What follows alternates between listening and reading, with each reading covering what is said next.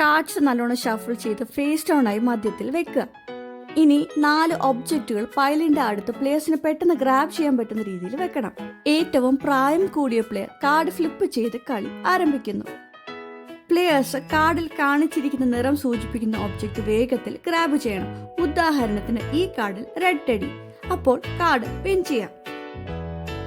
തെറ്റായ ഒബ്ജക്റ്റ് പിടിച്ചാൽ അവർക്ക് കിട്ടിയ ഒരു കാർഡും കൂടാതെ കളിക്കാൻ ഉപയോഗിച്ച കാർഡും തിരികെ പൈലിലേക്ക് നൽകണം.